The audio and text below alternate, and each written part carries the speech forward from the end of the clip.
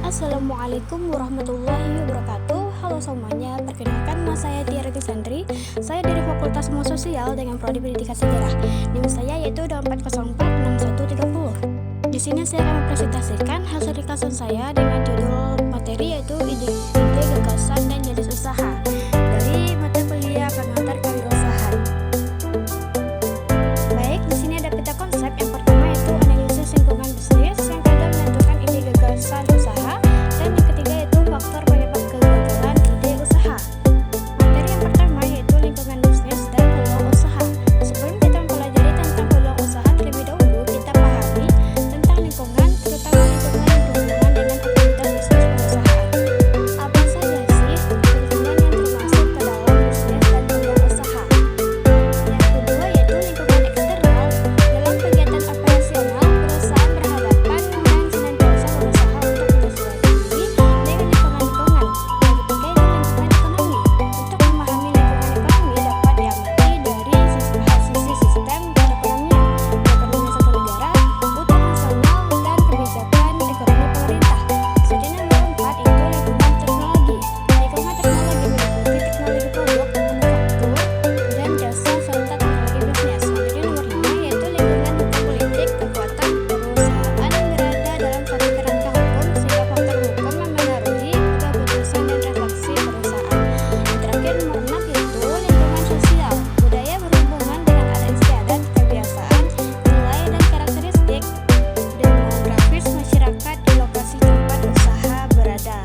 Materi selanjutnya yaitu memunculkan ide dan gagasan berwirausaha. 1. Pengertian gagasan dan ide usaha. Gagasan adalah suatu yang dapat mendatangkan inspirasi pelaku dan mendorong munculnya suatu ide usaha, dan menduga lebih awal apakah ide yang muncul ini akan dapat menghasilkan suatu nilai tambahan atau tidak. Selanjutnya nomor 2 yaitu munculnya ide wirausaha.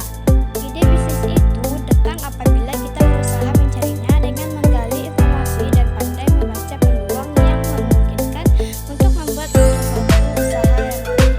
Materi terakhir yaitu faktor penyebab kegagalan ide usaha. Menurut Zimmerer 2008 mengemukakan beberapa faktor-faktor yang menyebabkan wirausaha gagal dalam menjalankan usaha barunya, yaitu yang pertama, tidak kompeten dalam manajerial. Wirausaha yang tidak kompeten atau tidak memiliki kemampuan dan pengetahuan mengelola usaha. Yang kedua yaitu kurang berpengalaman baik dalam kemampuan teknik, yaitu kemampuan memvisualisasikan usaha dan lain sebagainya.